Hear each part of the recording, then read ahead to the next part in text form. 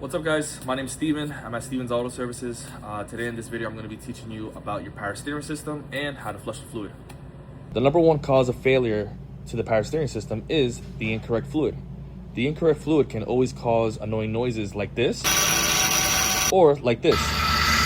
To use the correct fluid, you must first identify the correct fluid that goes to your specific vehicle. The answer will be either on the power steering reservoir cap or the owner's manual.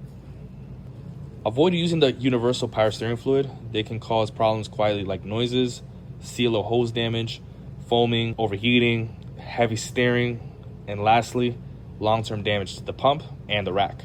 On this 2006 Mercury Montego, I will be performing the power steering fluid flush step by step. First, you would like to get the correct fluid, which is the Mercon, and locate the reservoir. Get a siphoning tool, and you want to siphon the reservoir all the way until you just can't suck in any more bad fluid. Oh, that's completely bad. Siphon as much fluid as you can out of the reservoir. You want to lift up the front two tires because you're going to be just turning the wheel left and right. Turning the wheel left and right freely is going to retract and push more fluid back into the reservoir so you can siphon more out.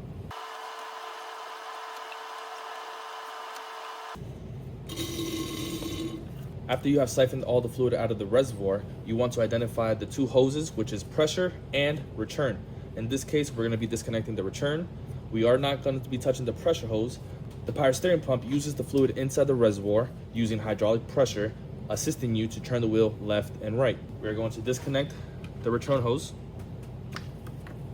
After disconnecting the return hose, you want to grab one of these plugs that you could get from any store, and you want to plug the hole coming out of the reservoir. After that, you want to grab the hose and push it and snake it down to the bottom of the car.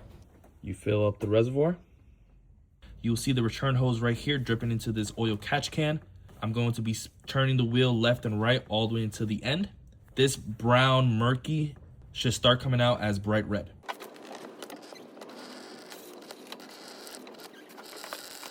While it empties, you always want to keep this full. You never want to let the reservoir dry out.